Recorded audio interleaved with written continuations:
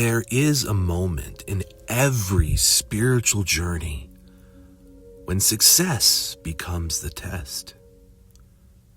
Not failure, not doubt, not struggle, but being needed.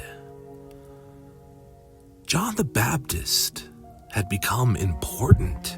Crowds gathered, movements formed, disciples organized themselves around him. And then Jesus arrived. Quiet at first, unassuming, but unmistakably carrying a different gravity. Soon, people began leaving John and going to Jesus. And John's disciples panicked. They saw loss. They saw decline. They saw influence slipping through their fingers. But John saw something else. He saw fulfillment. He must increase, John said, and I must decrease. Not because he was losing, but because he was becoming free. John understood something his disciples did not yet grasp. The goal of spiritual life is not to grow bigger. It's to grow clearer. Not to gather power, but to release it. Not to become central, but to make room. He had not been building a kingdom. He had been opening a slope so that grace could roll downhill. Because grace always moves towards the low places, toward the empty places, toward the unguarded places. And when it comes, it rearranges the landscape. John's disciples still thought faith meant being the gate, still thought it meant controlling access, still thought it meant protecting position. But John had already stepped out of the way.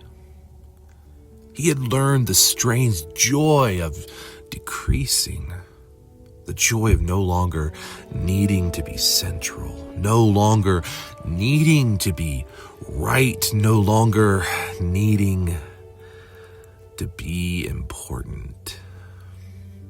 He had learned how to become open ground.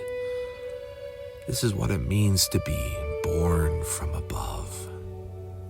Not to adopt a new label, not climb a higher spiritual ladder, but to release the grip, to let go of the ways we hide in certainty, to loosen our hold on the systems that make us feel safe, to step out of the roles that gave us identity and into the life that gives love.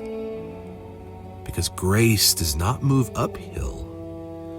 It does not flow into defended spaces. It does not pour into clenched hands. It does not pass through guarded gates. Grace rolls downhill into the places that we have stopped pretending, stopped performing, stopped protecting rank. So the question is no longer, do you believe? The deeper questions rise instead. Where am I still using status as a hiding place? Do I want God's abundance if it means losing control of who receives it?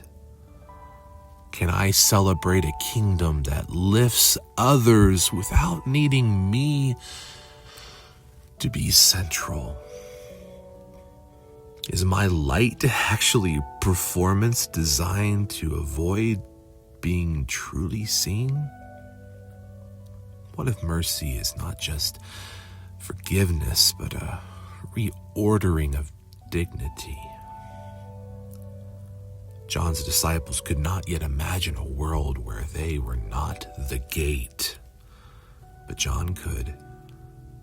And he smiled as the crowds moved on, because he knew he had not lost his purpose. He had fulfilled it. And the hill was finally clear for grace to begin its long descent.